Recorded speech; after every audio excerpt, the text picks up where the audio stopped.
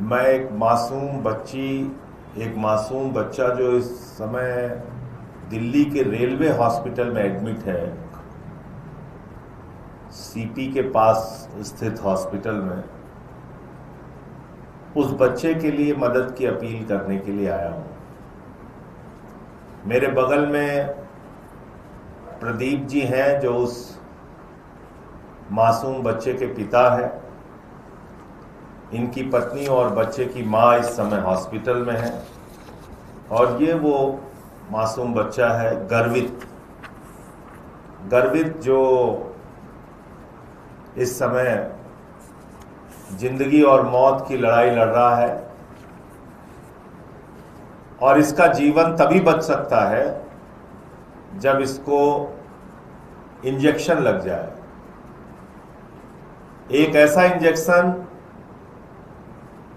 जो इंजेक्शन जीवन देने वाला है, लेकिन वो इंजेक्शन खरीदने की क्षमता किसी भी सामान्य व्यक्ति में नहीं है। इस बच्चे को SMA टाइप 1 की बीमारी है, स्पाइनल मस्कुलर एट्रोफी टाइप 1, जो अत्यंत गंभीर बीमारी है, जिसमें मसल्स काम करना बंद कर देती है बच्चे की, जिसमें फेफड़े काम करना बंद कर देते हैं। और अभी ये बच्चा मेडिकल सपोर्ट पे है, यहाँ पर कनॉट प्लेस में जो हॉस्पिटल है, कनॉट प्लेस में रेलवे का जो हॉस्पिटल है, वहाँ एडमिट है।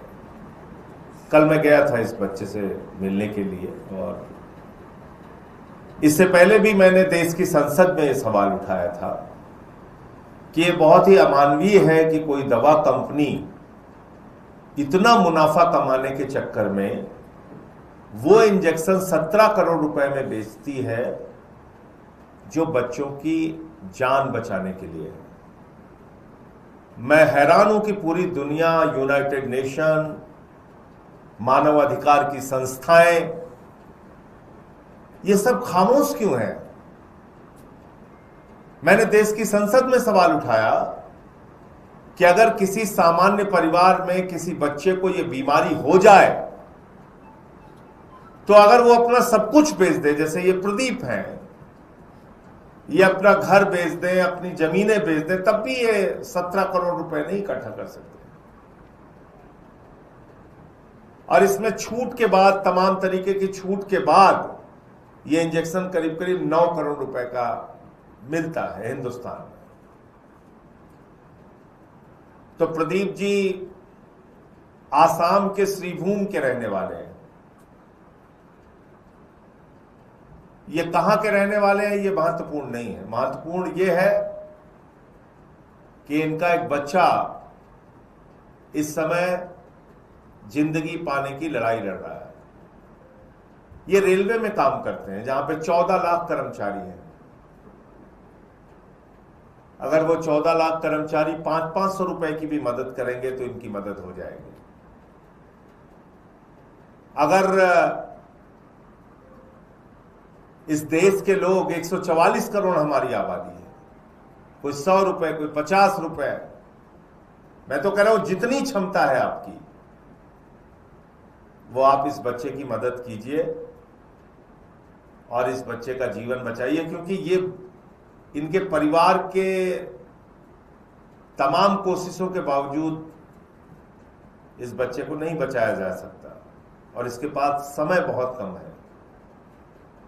ये मैं आपको विशेष रूप से बताना चाहता हूं कि डॉक्टरों ने कहा है कि ये जो बीमारी होती है इसमें 1.5 से 2 साल का वक्त होता है, इससे ज्यादा बच्चा सरवाइव नहीं। सुनने में ये बात बहुत खराब लग रही है, बोलने में भी खराब लग रही है, लेकिन हकीकत यही है कि इसमें 1.5 से 2 साल से ज्यादा जिंदगी नहीं होती बच्चे की। ये इतनी गंभीर बीमारी है। तो मैं भारत के प्रधानमंत्री से, आदरणीय नरेंद्र मोदी जी से मांग करता हूं कि इस बच्चे के लिए जो बड़ी बड़ी कंपनियां CSR फंड देती हैं, उस फंड से इसके लिए 9 करोड़ के इंजेक्शन का इंतजाम कराने की कृपा करें। मैं निवेदन करता हूं स्वास्थ्य मंत्री JP नड्डा जी से कि वो इस काम में इस बच्चे की मदद करें और साथ ही साथ आसाम के मुख्यमंत्री से कि आप इसमें जो अधिक से अधिक मदद कर सकते हैं CSR फंड के माध्यम से, कुछ कंपनियों को बोल के, कुछ NGOs को बोल के, जैसे भी करके इसके लिए इंजेक्शन का इंतजाम कराने की कृपा करें। मैं निवेदन कर रहा हूं रेलवे के कर्मचारियों से, इस देश के नौजवानों से कि अपने रोजमर्रा के खर्च में से थोड़ा सा खर्च बचा के इस बच्चे की मदद कीजिए। और मैं इस देश के लोगों को ये भी बताना चाहता हूं कि आपने कई ऐसे बच्चों का जीवन बचाया है, पहले भी कई ऐसे बच्चे जिनको ये बीमारी हो गई थी, ऐसा SMA टाइप 1, मैं उनके परिवारों के साथ जुड़ा भी रहा, उनके लिए भी अपील की है मैंने पहले भी। तो आप लोग इस बच्चे की मदद के लिए आगे आइए और इसकी डिटेल्स यहाँ पर दी हुई है। ये जो बार कोड है इम्पैक्ट गुरु का, इस पे आप जाके देख सकते हैं। और सपोर्ट गर्व एट यस बैंक के नाम से ये ट्विटर हैंडल है, इस पे आपको मिल जाएगा डिटेल्स। सपोर्ट गर्व एट यस बैंक। तो एक बड़ा मुद्दा तो ये था, मैं प्रदीप जी से भी चाहूंगा, क्योंकि कल जब मैं इनके पास गया था बहुत मायूस थे, इनकी पत्नी रोने लगी, मैं तो बर्दाश्त नहीं कर पाया जिस तरीके से वो बच्चा मुस्कुरा रहा था देख के और मेडिकल सपोर्ट पे था। तो मैं इनसे भी चाहूँगा, प्रदीप जी से भी, कि वो अपने बच्चे के लिए जो पिछले 17 महीनों से संघर्ष कर रहे हैं, अपनी बात आपके सामने रखें। नमस्कार सभी को।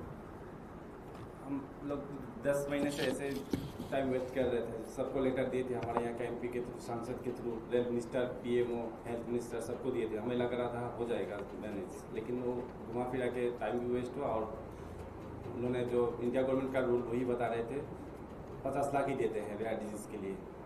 तो ऐसे करके मैं भी अभी 1 महीने से CP में ऐसे ही घूम रहा था, यूट्यूबर लोगों को हेल्प के लिए कोई वीडियो बना दे आके, लेकिन वहाँ से कोई मदद अभी तक नहीं आया है यूट्यूबर वीडियो बनाने। तो वहाँ एक भैया मिले थे, अभिषेक भैया, वो पहले सचिवालय में काम किए थे। उन्होंने बताया साल के बाद में, उन्होंने बोला ये अच्छे आदमी हैं, आप उनके पास एक बार जाओ। पहले भी उन्होंने हेल्प किया है, ऐसे इंजेक्शन 2-3 बच्चे को लगा दिया है। तो स्वास्थ्य में मिला था एक दिन पहले ही, और दूसरे दिन वो हॉस्पिटल में आके बच्चों के साथ वीडियो भी बना के गए। मुझे लगा नहीं था सारे से आ जाएंगे दूसरे ही दिन। तो सबको यही अपील करूँगा, सर जो अपील करना है थोड़ा हमारी मदद कर दीजिए, बच्चे का इंजेक्शन लग जाए।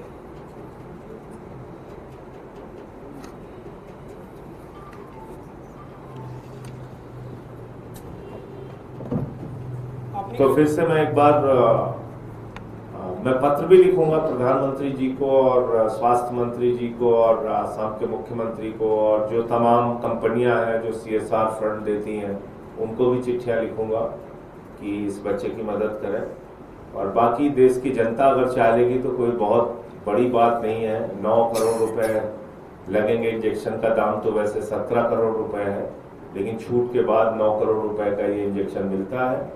और मेरे ख्याल से अगर इस देश के 10 करोड़ लोग 1-1 रुपए भी देंगे तो इनका काम हो जाएगा। 9 करोड़ लोग 1-1 रुपए भी देंगे तो इनका काम हो जाएगा।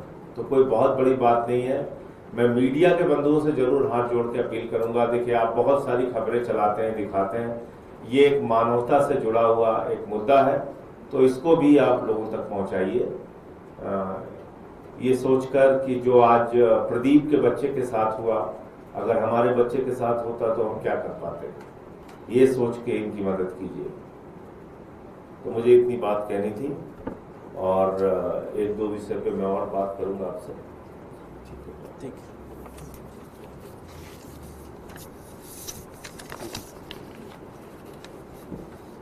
अभी पिछले कुछ दिनों से जो एक बहस चलाई जा रही देश भर में, एक बहस जो चलाई जा रही है इस देश में कि साहब डीजल का, पेट्रोल का जो दाम बढ़ा है उस पर हल्ला मत मचाइए आप लोग, चुपचाप महंगाई बर्दाश्त कीजिए। और क्यों बर्दाश्त कीजिए?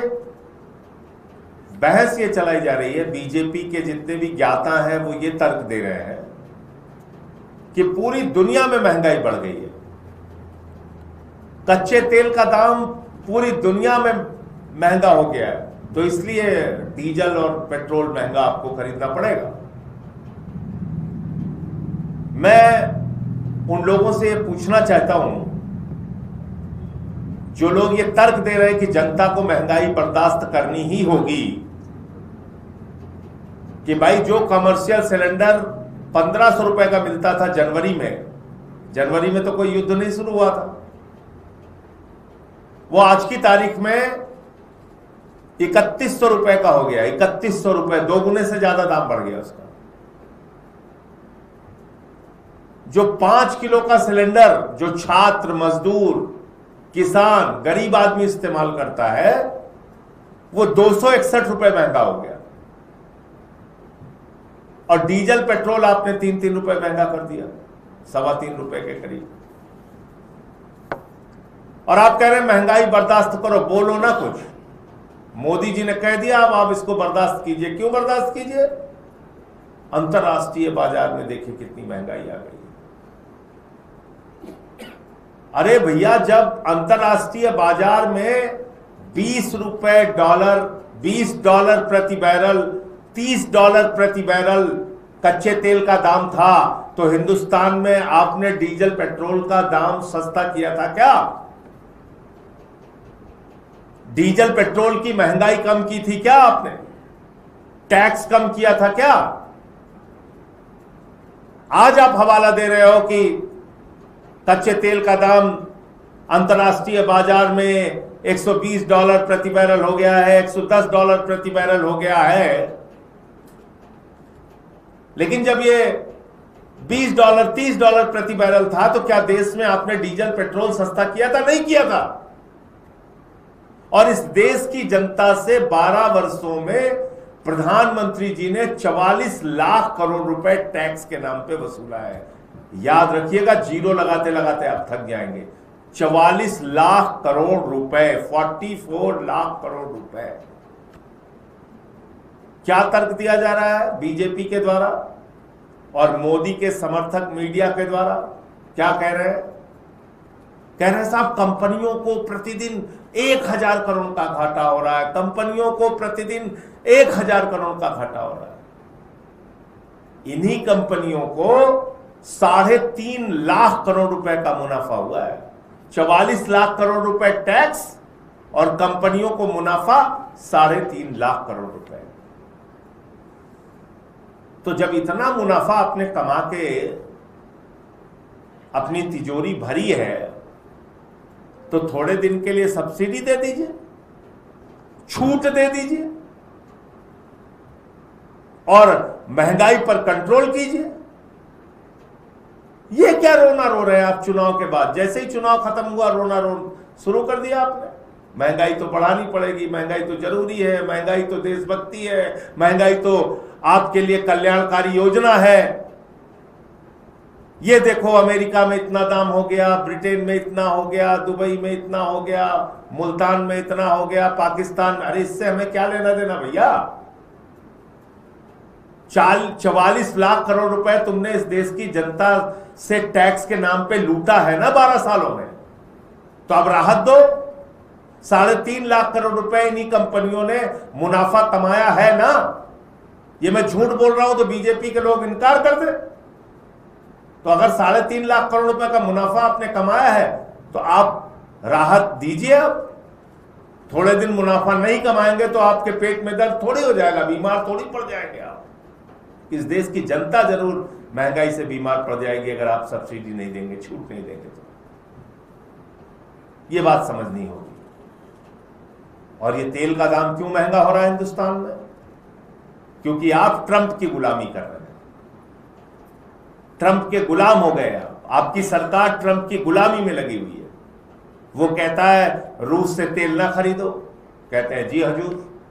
वो कहता है हम आपके ऊपर निगरानी, मतलब 144 करोड़ की आबादी वाले दुनिया के सबसे बड़े लोकतांत्रिक देश पर ट्रंप निगरानी रखेगा। उसका गृह मंत्री, विदेश मंत्री, वित्त मंत्री निगरानी रखेगा कि हम कहीं रूस से तेल खरीद रहे हैं कि नहीं खरीद रहे हैं, और अगर खरीदते हुए पकड़े गए तो हमारे ऊपर टैरिफ बढ़ा देगा। ये धमकी दिया उसने। तो हमारी कोई संप्रभुता, कोई स्वाधीनता बची है? नहीं बची है। ऐसे समय में जब देश संकट में है, रूस से आया हुआ जहाज सिंगापुर घूम गया और आप गैस नहीं खरीद पाए उससे, क्योंकि अमेरिका आपको डांट रहा था, बिगड़ रहा था। रूस आपको सस्ता तेल देने के लिए तैयार है, उससे आप तेल नहीं खरीद सकते क्योंकि अमेरिका आपको डांट देगा। तो आपने तो देश की संप्रभुता ही खत्म कर दी, स्वाधीनता ही खत्म कर दी। आप तो ट्रंप के गुलामों की तरह काम कर रहे हैं। मोदी जी, देश सर्वोपरि है, देश सबसे बड़ा है। देश की जनता के हितों को सबसे ऊपर रखिए, और जहां से भी आपको सस्ता तेल और गैस मिले वहां से तेल खरीदिए, गैस खरीदिए और देश की जनता को उपलब्ध कराइए। वो चाहे ईरान से मिले, वो चाहे ओमान से मिले, वो चाहे अरब देशों से मिले या रूस से मिले। देश का हित सर्वोपरि है। महंगाई नियंत्रित करना आपकी जिम्मेदारी है। आप कुछ भी बोल देते हैं। आपने कह दिया सोना ना खरीदो, करोड़ों लोग जो सोने के व्यापार से जुड़े हुए हैं वो कहां जाएंगे? उनकी जिंदगी कैसे चलेगी? ये मत मान लेना कि खाली सोने की दुकान सजाने वाला ही बहुत बड़ा सोने का व्यापारी है। उस सोने के जो कारीगर होते हैं उनकी जिंदगी कैसे चलती है वो देखिए आप जाके। और जिस बंगाल में आप चुनाव जीते हैं वहीं कम से कम 10 लाख आपको कारीगर मिल जाएंगे सोने के। तो आपका तो काम बन गया, बस ठीक है, सबको उसके हाल पे आपने छोड़ दिया। खाद ना खरीदो, खाने का तेल ना खरीदो, विदेश की यात्राएं ना करो। विदेश यात्रा, 80 करोड़ लोग देश में 5 किलो राशन पे जिंदा है। आप सलाह दे रहे हैं सोना ना खरीदो। अरे कौन खरीदता है सोना? और कौन जाता है विदेश की यात्राओं में? आपके मित्र, आपके दोस्त, आपके करीबी, उनको आपने तो कभी नहीं मना किया।